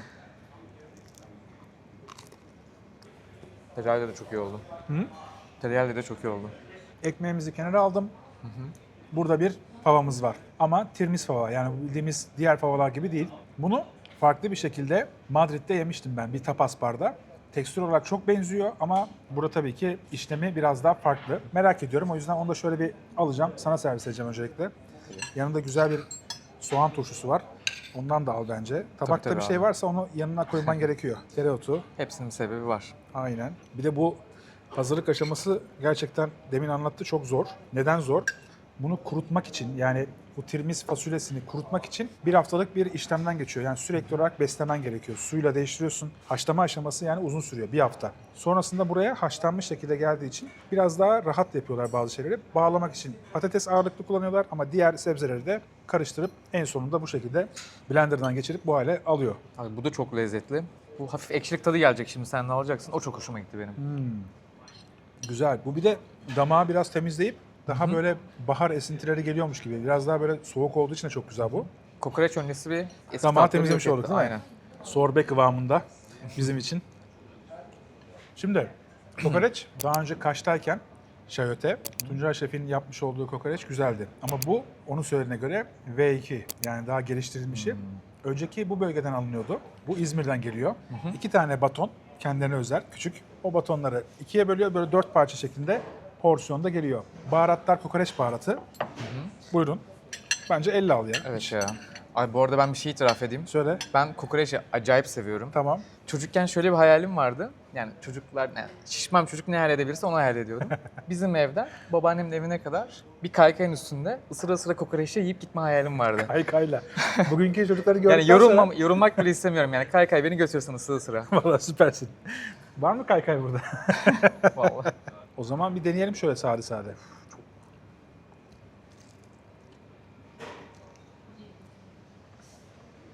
Abi bu ne? Çok ayrı bir şey ya. Bu ne? Eridi bitti bu. Biraz şeyine banayım. Bu parçayı da atalım mı ağzımıza? Abi ilkleri sade yedik. Ben bu yanındaki soslarla şimdi yemek istiyorum. Şimdi şunu sana şöyle tabağına bir ekleyeyim. Olur. Bu arada inanılmaz güzeldi ya. Bu kadar hızlı eriyen bir kokoreç daha önce yemedim. İçinde şey yok bu arada. Badem, boğazlık, herhangi bir şey, uykuluk yok. Sadece kendi içi. iç yağı var. Çöz var yani. Sadece çözü yaparak bu şekilde yaptıysa helal olsun. Evet abi ben şunu alıyorum. Al abi, onu al. Ben de bunu alayım. Birazcık böyle baharata Değil mi? Azıcık biraz daha baharat dokundu kullanmak şöyle. istiyorum. Aynen, tabakta var. Bunu da buna dokundur. Sosla beraber bakalım ne olacak. Deneyelim böyle. Abi çok iyi. Bir kokoreç daha güzel nasıl yorumlanır? Abi çok iyi. Bilemiyorum. Soğanla deneyeceğim şimdi de. Çok iyi. Vallahi bravo. Bu çok güzeldi. Yani bugün yediğim en iyi şeydi. Nokta. Aynen öyle. Bu kokoreç sadece bunu yemeye bile gelmesi lazım bence. Sen şanslısın Allah'tan. Vallahi çok şanslıyım. İstediğimiz zaman buraya gelebileceğiz. Evin de yakın. Bayağı yakın evim buraya. O zaman akşamları bazen buraya gelirsin. Bence şimdi videonun sonunda söyleyeceğim. Fiyatlar dışarıdaki birçok yere göre daha uygun kalıyor. Yani bir şef restoranına göre uygun kalıyor. İstanbul'daki şef restoranları kişi başı bedeli aşağı yukarı 4000-5000 seviyelerinde. Burada onun belki de yarı fiyatına yemek yiyebiliyorsunuz. O özelliği bence güzel. Çok güzel bir deneyim yaşayabiliyoruz. Aynen öyle. Şefimiz şeyden bahsetmişti. Otelin girdiği tadilattan sonra bir tadım menüsü de olduğundan Evet, bahsetmiş. Şu aynen. an tadım menüleri yok. Doğru. Ben özellikle o tadım menüsü zamanı buraya gelip randevuyla gelmek istiyorum. Şubat sonu otel bir tadilata sokuyormuş restoran bölümünü. O da aşağı yukarı böyle bir ay falan sürecek. Evet. Onun bitiminde tadım menüsü de koyacaklarmış. Bence tadım menüsüne bunu da koymaları lazım. Kesinlikle bence girer zaten bu. Ana yemeğe geçelim mi?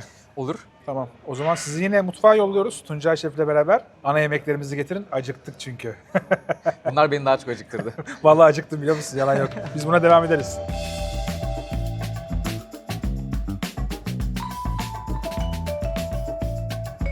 Şimdi de sıra ana yemekte. Önümde buranın 2 tane imza tabağı var. Buradan başlayacağım. Bence ana yemek menüsünün en önemli kalemi bu. Erişte. Anne tarafından Muğla Ulalıyım. Ula tarafında hala annemler tarafından elde kesilen bir erişte bu. Bunu burada birkaç farklı teknik kullanıyoruz. Bir uzak doğuya gidiyoruz, bir İtalya'ya gidiyoruz. O yüzden çok bambaşka, çok farklı derinlikte bir tabak bu. Erişteyi pişirmek için mantar stok yapıp bunu kombuyla demliyoruz. Daşı haline getiriyoruz. Erişteyi kavurduktan sonra bu daşı ile risotto yapar gibi 3 kere suyunu vererek pişiriyoruz yavaş yavaş. En son pişim olduktan sonra bergamot tulum peyniri ve tereyağıyla bağlıyoruz. Üzerine de benle eşit olduğunu düşündüğüm bir rende var, turuncu renk. Onunla ceviz rendeliyoruz. Gerçekten çok önemli bir tabak benim için. Tad olarak da tam bir umami bombası. Bu gidecek ve burada da oğlaktandır. Oğlak bizim şeyimiz, kültürümüz. Keşkek de öyle. Anne tarafında daha çok gördüğüm bir yemekti. Keşkek düğünlerde falan. Çok az keşkek dövmedim Muğla'da. Yalnız biz farklı yapıyoruz biraz daha. 3 farklı buğday kullanıyoruz. Siyes, firik ve yarma kullanıyoruz. Oğlağın pişim suyunu kullanıyoruz. Ve biraz da tereyağı var içinde. Bu şekilde tabaklanıyor. Keşkek yanına oğlaktandır. Üzerine bir biberli brown butter ve mürdüm erik püresi. Yani kurutulmuş mürdüm erik püresi var. Ve biraz da çay döküyoruz. Bu şekilde servis ediyoruz. Onurlara afiyet olsun. Siz de şayoteye bekliyoruz.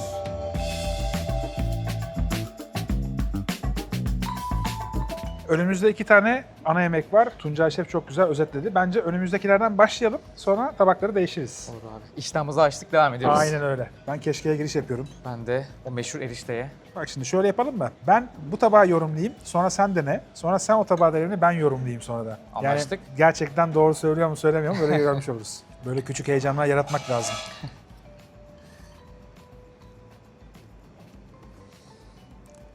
Sıradan bir erişte değil herhalde. Ha? Abi. Ne desem ki?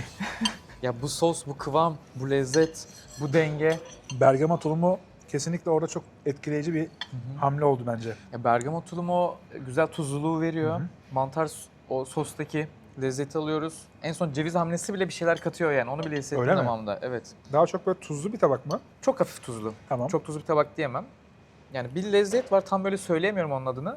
Beni çok, yani damağımı dolduruyor böyle. Çok hoşuma Güzel. gitti o. Demek ki yağlı. biraz Evet da. evet, biraz O yağlı. biraz bergama tulumunun yağından kaynaklı olabilir. Güzel özetledin.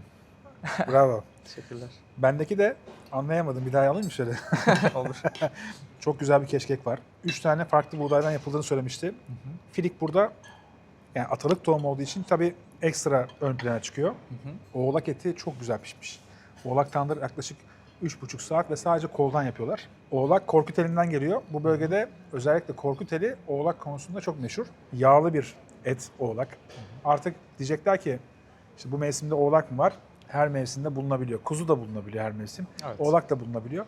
Eğer ki düzgün yetiştirildiyse ve düzgün tüketilirse, düzgün işlenirse, kesimi çok önemli. O yapıldıktan sonra ortaya çok güzel sonuç çıkıyor. Bence tabii ki mevsiminde yemek daha önemli. Mayıs'ta değil mi olan mevsimi? Mayıs, Haziran, Nisan, Mayıs, Haziran. Yani en güzel zamanlar onlar. Hatta Mart, Nisan, Mayıs diyelim. O dönemlerde yediğin tad olarak, doku olarak çok daha lezzetli oluyor.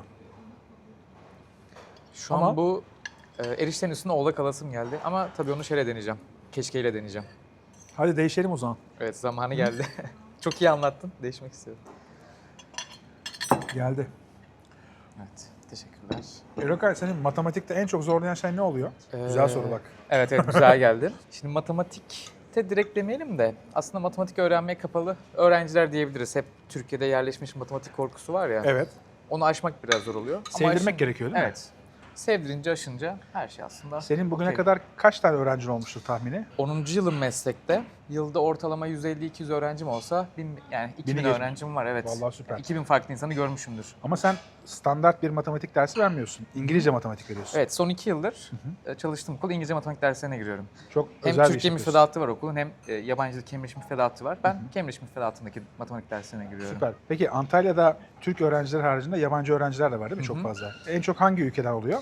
Yabancı öğrenciler ağırlıklı Rus ve Ukrayna. Aslında Slav coğrafyası diyebiliriz. Diyebiliriz. Onun dışında Arap öğrencilerimiz de var.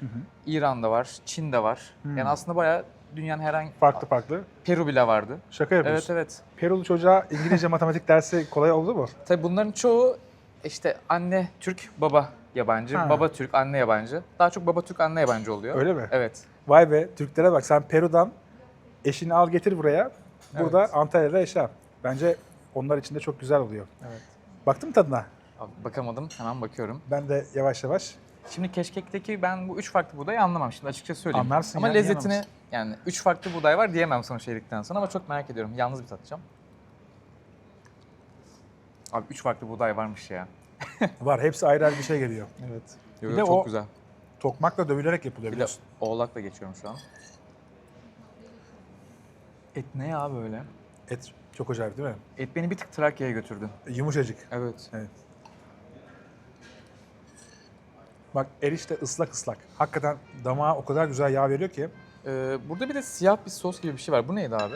O mürdümeriği. Hmm. Mürdümeriği püresi. Aa bir de onunla denemek istedim. Kuru mürdümeriği püresi. Özür dilerim, yanlış Kuru söylemedim. mürdümeriği püresi. Evet. Yani Tuncay Şef anlatırken öyle duydum. Yanlış mı duydum acaba? Bir de erikle deneyim. Sen erikle denedin mi? Yalnız mı denedin? Ben onunla denedim. Beraberken çok güzel oluyor. Tatlı, bir de hafif tatlı gelecek bakalım nasıl Tatlı, olacak. ekşi. Bundan biraz daha yiyeceğim ben. İncir reçelli tabak vardı ya, Evet. o tabaktaki etkiyi yarattı. Çok Şaka hoşuma yapıyorsun. gitti. Türk mutfağında zaten, Osmanlı mutfağında bu ufak tatlı dokunuşlar herhalde yer ediyor. Sen daha iyi Hep var. biliyorsundur. Evet. Yani bazı lezzetlerde özellikle tatlı tuzlu, işte meyveleri kullanma çok fazla görüyoruz. Ama şimdi burası Antalya biraz daha yörük mutfağı. Burada oğlak eti, keçi eti çok ön planda. Doğru. İşte bazı sebzeleriyle ön plan çıkıyor Antalya. Tahinle ön plan çıkıyor. Susamla ön plan çıkıyor. Bunları çok fazla kullanırlar yemeklerde. Haliyle coğrafya ne veriyorsa malzeme olarak en çok onlar kullanılıyor. Burada da aslında baktığın zaman bir yörük mutfağında kullanılan ürünlerin hepsi bu mutfakta var. Doğru. Antalya'ya güzel temsil ediyor bence. Erişte konusunda söylediklerine katılıyorum. Bergama tulumunun yağlılığı çok güzel geliyor. Hafif bir ekşimtıraklık var. Çok güzel bir mantar daşı. Mantarın stok suyu tutuluyor. Sürekli su ekleniyor ve en sonunda mantar daşı yapılıyor. Bu gerçekten hani biraz da böyle Japon ezgileri taşıyan bir tabak ama bir yandan da dudağımı mesela şu an şey yakıyor. Bergama tulumunun o ekşiliği ve yağlılığı yakıyor. Ama bir yandan da erişte o kadar güzel pişmiş ki. Erişteyle oğlağı denesene. O da çok güzel oldu. Oğlak çok güzel pişmiş bu arada. Şey de hoşuma gitti yani illa şefin getirdiği tabaktakilerle o ürünü tüketmek zorunda kalmadık. Yani tabaklar arası eşleşme de benim çok hoşuma Evet, gitti. kesinlikle. Çok güzel. Biraz ikisi de yoğun bir tabak, farkında mısın? Evet. Lezzet olarak çok yoğun. Damakta daha önce almadığın tatları aldığın için mutlu ediyor. Ve bence gastronomik değeri olan tabaklar. İkisinde kullanılan ürünler de bizim aslında coğrafyamızda olan şeyler. Evet. Biri erişte, biri buğdaylar. Bunlar ve oğlak eti tabii ki. Bu ikisi, hatta malzeme olarak düşündüğümde bir sürü malzeme var burada. Hepsi de bu toprakların malzemeleri. O yüzden çok güzel olmuş. Ben çok beğendim.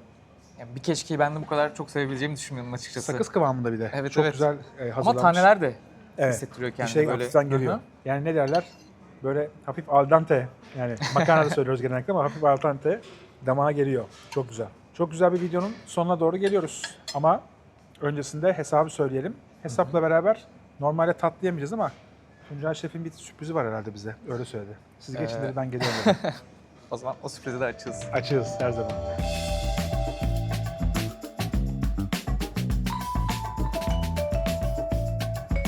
Hesabımız geldi ama beraberinde tatlılar da geldi. Tuncay Şef de geldi. Biraz tatlılarla ilgili bahsedelim. 2 tatlı gönderdim. Bir tanesi kalbur üstü. Kalbura bastığının bir yorumu. Neden böyle bir şey yaptık. Çünkü kalbura bastı benim çocukken en sevdiğim tatlardan bir tanesi. Benim de öyle. İçinde ceviz var, 11 farklı baharat var, bir mix. Kül var hamurunda ve yanında da füme yoğurt mus var. Şimdi oradaki ve onun üzerine bir Türk kahvesi var toz olarak. Buradaki tatlılığı o yoğurtun asitesiyle çok güzel dengeliyorsun. Ben çok beğeniyorum bunu. Diğer tabakta vergi mükellefi. Biraz ismi enteresan. Birçok insan neden abi falan diyor. Hikaye şu. Şimdi bunun içine çok fazla yani eser miktarda değil ciddi miktarda viski ve portakal likörü var. Şimdi şurada bir sandviç görüyorsunuz. Evet. O sandviçin etrafında çikolata mus var ama tam ortasında viski, kaju, hurmadan yapılma bir ezme var. O zaman ismi vergi mükellefi viskiden dolayı mı geliyor? Evet, viskiden dolayı. Ama burada bir de dondurma var. Çikolatalı, o da portakal likörlü. Ha, güzel. Dakoaz var, bir çeşit acı badem kurabiyesi diye düşünebiliriz. Ve onun altında süt reçeli var ve crumble'ımız var. O sevdiğim bir tatlı. İçinde ciddi miktarda alkol olduğu için öyle bir isim koyduk. Abi sen kendi istediğin nugget'ı yapmışsın bence. O da bir seçenek. Nugger'ı andırıyor kesinlikle. Eline sağlık. Teşekkür Valla ederim. çok güzel her şey. Gerçekten son zamanlarda yediğim en iyi yemeklerden birini yemiş oldum. Hem de bunu takipçimle beraber yediğim için çok mutluyum. Afiyet Ben de aynı olsun. şekilde. Evet abi, günü sanırım tatlıyla kapıyoruz. Aynen, tatlıyla kapatıyoruz. Bence çok güzel özetledi. İki Evet. tane özel tatlı var. Bence gene şey yapalım. Yiyelim, ardından Olur, değişiriz. görüşürüz. Hatay'da mamul derler buna. Çok benziyor ona.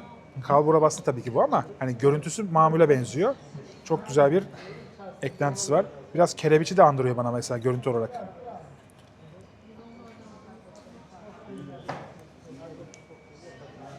Abi ben öncelikle dondurmayla başladım. Çikolatalı dondurma. Çok güzel. Ama likörlü. Yani çikolata tadını çok iyi alıyorum. Likör tadı şu an mesela biraz sonra gelmeye başlıyor. İlk etapta gelmiyor. Güzel. Bu da babaannem, rahmetli babaannem çok yapardı. Kalbura bastı tatlısı. Bu çok özel bir tatlı bence. Komşu komşunun külüne muhtaçtır diye bir söz var biliyorsunuz. O kül bazı yemeklerde kullanılır, temizlikte kullanılır. Özellikle eskiden çamaşır suyu yokken külle Temizlik için. yıkarlardı. Evet, aynen. Suyun içine batırırlardı çarşafları. Kül koyarlardı, kül suyunda yıkanırdı. Bu tatlı da gerçek külle yapılıyor. Çok enteresan bir tatlı. Herhalde dünya üzerinde böyle tatlı var mıdır başka külle yapılan? Tahmin etmiyorum. Bu üstündeki kısım neydi? Şefim ne demişti? Acı badem tarzı. İnanılmaz güzel bir tereyağı tadı geliyor buna. Öyle mi? Evet. Çikolatalı musla şimdi ona gireceğim. Ve çikolatalı musun içindeki alkol viskiydi. Sen onu önünden alma, ben buradan alayım. Tamam. O viski tadı da çok fena hissettirdi kendini. Çikolatası ne kadar yoğun geliyor ya. Oo. Ama biraz bekle, o likör keskinliği de gelecek. Evet, sonrasında da likör geliyor. Kapanışta likör, başlangıçta çikolata. Çok güzel. Şunu da bir şöyle kırıp yemeni isterim. Kırsana bir bıçakla böyle. Oo, bayağı akışkan. Şöyle aldım. Ben de kalbur üstüne giriyorum. Vergi mükellefi çok güzel. Şu yoğurtlumuz çok güzelmiş. Kalbur üstünde o tarçın mı çok ön planda? Tarçın var. Çok güzel ceviz var, kül var. Bunu böyle hazırlık aşaması kolay bir şey değil ama yanındaki işte yoğurt çok farklı denge sağlıyor. Ama ben gene tercih edecek olsam şu tatlı birazcık daha sanki ön plana çıkıyor. İkisini de mesela başka bir yerde yiyemezsin. O güzelliği var. Kesinlikle. Çok güzel. İki tatlıya da bayıldım ya. Ama ben de gelsem, yani çikolata sevdamız sorgulanamaz. O yüzden Aynen. bunu seçerdim. Bence bu bugüne kadar yediğimiz en iyi böyle dondurmalı tabaklardan biri. Bir de viski dokunuşu var. A'dan Z'ye her şeyle çok güzel bir tabak. Gelelim adisyonumuza. Şimdi buranın şef restoranı olduğunu unutmayalım. Bu videoyu biz Ocak 15'te çekiyoruz. Aşağı yukarı bir aylık bir sürecin sonrasında tadilata da girecek. Henüz fiyatları arttırmamışlar. Eylül ayındaki fiyatlar geçerli. Dolayısıyla siz geldiğiniz zaman bu fiyatlar değişmiş olabilir. Bu arada bugün gitmiş olduğumuz tüm mekanlar için geçerli bu. Herkes aynı şeyi söylüyordu. Uyarısını önden yapalım. Sakın suçu bize atmayın lütfen. Genellikle böyle oluyor. Biz gittikten sonra fiyatları değiştirmiyorlar. Döneme denk gelmiş olduk. 2026 fiyatlarına birçoğu geçiş yapmamış oldu. Evet. İlk yediğimiz lezzetlerle başlamak istiyorum. Davar Torosico 1140 lira. Yanındaki peyniriyle, incir reçeliyle çok güzel bir tabaktı. Tirmis favası 580 lira. Özel sarım süt kuzu kokoreç 1280 lira. Yemeklere geçtiğimizde ula eriştesi 890 lira. Oğlak tandırda 1200 lira. Tatlılarımız var 2 tane. Vergi mükellefi 680 lira. Kalbur üstü 520 lira. Toplamda 6290 lira. Buranın şef restoranı olduğunu unutmayalım ama bir yandan da şöyle bir avantajı var. Sadece şef restoranı olduğu için tadım menüsü falan yemiyorsun. Belli başlı şeyleri de yemeye gelenler varmış. Saat 2'de açılıyor burası. Sadece çorba, salata yapmaya gelen de varmış. Sadece oğlak tanrı yemeye gelen de varmış. Dolayısıyla dışarıda bir yerde esnaf lokantasında yemek yediğinde zaten bu fiyatlara yiyorsun tabağını da. Yani aynı gramajda, aynı tarzda yemek yediğinde buranın özelliği birazcık daha şef dokunuşları, biraz daha özel malzeme, daha üst kalite malzeme kullanması ve her zaman tazelik. Ve aynı zamanda teknik. Teknik çok önemli. Yani bu menüde birçok tabakta ulu eriştesinden tut da davar torosiko'ya kadar hepsinde teknik var. Ve 1 ay, 1,5 ay diyor torosiko için. Yani onun hazırlığı bile zaman alırken 1140 lira baktığın zaman bu emeğin karşılığı olarak normal sayılıyor bence. O yüzden geldiğiniz zaman otel müşterisi olmanıza gerek yok. Tekrar söyleyelim. Dışarıdan Antalyalılar gelebilir. Antalya'ya geldiniz, bir deneyim yaşamak istiyorsanız gene buraya gelebilirsiniz. Bence değerlendirilebilir. Evet, Ne yani diyorsun? sırf tek tabak için bile mesela kokoreç tabağı için kesinlikle gelinir. Evet. Oğlak için kesinlikle gelinir. Evet. Buradan mesela Bele'ye gidiyorsun Antalya'dan. Buradan geçerken uğradın, şu tatlını ye, vergini ver, öyle de gidebilirsin. Vergini ver geç. Çok güzel. O yüzden dediğim gibi tek tabaklar için de gelinebilir buraya. İlla bütün akşam oturup vakit geçireceksin diye de bir şey yok. Çok güzel. Doğru söylüyorsun. Ben öyle yapıyorum mesela. Genellikle beğendiğim bir tabak varsa her zaman gidiyorum. O tabağı yiyorum, kalkıyorum. O beni mutlu ediyor çünkü. O tabak için gidiyorum. Evet. Peki, güzel bir videonun daha sonuna geldik. Şehrini gezdir Antalya'da 4 farklı durağımız oldu. Yaklaşık olarak 12 saattir çekimdeyiz. Nasılmış sence çekimler? Kolay değil mi? Böyle hani çekip gidiyoruz direkt. Tahmin ettiğimden çok daha uzun sürüyor bu arada. Evet. Ama keyifli. Çok Keyifli. keyifli. En azından keyif alıyoruz. Keyif alarak yapıyoruz. O çok önemli bizim için. Evet. Bir de senin gibi böyle güzel insanlarla karşılaşınca, Çok yolumuz teşekkürler. kesince yaptığımız işe değer oluyor. Hakikaten benim için öncelik sizin gibi böyle gerçekten iyi izleyen, gerçekten yemekten anlayan bir kitlenin izlemesi. Ben o yüzden çok mutluyum. Ayaküstü lezzetleri izleyen herkese de teşekkür ediyoruz. Peki bir nasihatta bulunalım onlara. Daha doğrusu tavsiyede bulunalım. Ne yapmak lazım? Şimdi şehrini gezdi de insanlar mesela seninle nasıl planladık? Bir anlatırsan çok sevinirim. Şimdi şöyle oldu. Ben bu arada kendimi şanslı bir kişi olarak Estağfurullah. atfediyorum. Yani çok şanslı hissediyorum. Buna nasıl kavuştum? Şu an büyük ihtimal izleyicilerin birçoğu YouTube'dan bu videoyu izliyor olacak. Doğru. Ancak Ayaküstü Lezzetleri Instagram'dan da takip edip aynı zamanda Instagram kanalına abone olursanız bir gün Onur abi şöyle bir şey yazabilir. Haftaya Afyon'a çekime geliyoruz. Kim bizle birlikte çekmek ister? Aynen öyle. Siz de ona doğru zamanda doğru cevapları verirseniz bir bakarsınız bu videoda siz olmuşsunuz. Aynen öyle. Yani oradaki yaptığım şey aslında şöyle oluyor. Genellikle kendi Instagram hesabımdan, Onur Ziya Demir hesabımda kanal var. O kanala abone Evet. olanlara soruyorum. Çünkü onlar benim daha sadık takipçim oluyor. Daha eskiden takip edenler. Sen bayağı da takip ediyorsun. Yani pandeminin başıyla birlikte başladı. Yani ilk 6 videonu senedir. gördüğüm andan itibaren başladı. Çok güzel. Evet. 6 senedir takip ediyorsun. Mesela senin benim hakkımda daha çok şey biliyor olman lazım. Ben senin hakkında o kadar, Kesinlikle doğru, doğru. o kadar çok şey bilmiyorum ben senin hakkında ama sen benim hakkımda her şeyimi biliyorsun. Nelerden Ya. hoşlanırım, ne yerim, nereye giderim. İlk telefonla aradığında bile bu ses benim sürekli konuştuğum bir insanın sesi gibi geldi zaten. Evet. Çok tanıdık biri gibi geldi. O çok iyi, keyifliydi benim adıma. Genelde öyle oluyor. Ben de çok mutlu oluyorum. En azından ailenizden biri olarak gördüğünüz için çok teşekkür ederim. O zaman videonun kapanışını sen yap hadi. Eğer siz de Antalya videosunu beğendiyseniz kanala abone olmayı, videoyu beğenmeyi ve hype'lamayı unutmayın. Çok önemli bizim için. Alkışımız ya. Valla bizim için alkış. Teşekkür ederim gerçekten. Seninle beraber video çektiğim için çok mutluyum. Ben Eline çok sıkayım. keyif aldım. Teşekkür ederim. Ben seninle bence geldiğimiz zaman Antalya'da tekrar görüşürüz. Beraber yemek de yeriz. İstanbul'a geldiğinde de bekliyorum her zaman. Aynı Diğer şekilde arkadaşları da söylemiş olayım. Hepsiyle aynı muhabbeti yapıyorum. İzmir'de, Gaziantep'te ve aynı zamanda Bursa'da video çekmiştik. Şehrini gezdirde tanıştığım herkesle ben diyalog koparmıyorum. Her zaman devam ediyorum sohbet etmeye. O yüzden şehrini gezdir müritlerinden biri olmak istiyorsanız kendi şehrinizde beni davet ederseniz çok sevinirim. Bu videoyu da beğenirseniz gerçekten mutlu oluruz. 12 saattir Eroka ile beraber çok güzel emek harcıyoruz. Aynı zamanda kardeşim benim yoruldu. Muhammed bugün çok yoruldu. Günün en çalışkan ismi. Aynen. Biz bir saat Muhammed sonra Bey. uçağa yetişeceğiz şimdi. Antalya'da İstanbul'a gideceğiz. Bu haftanın videosunda. Bak yayınlanmış bile bak bakmadım ben. 45 dakika önce yeni video yayına girmiş. Bugün Perşembe. Siz bu videoyu izlediğiniz zaman biz öbür videoyu hazırlık aşamalarında çoktan vermiş olacağız. Önümüzdeki hafta Perşembe saat 19'da yeni bir videoyla karşınızda olacağım. Görüşmek üzere. Hoşçakalın.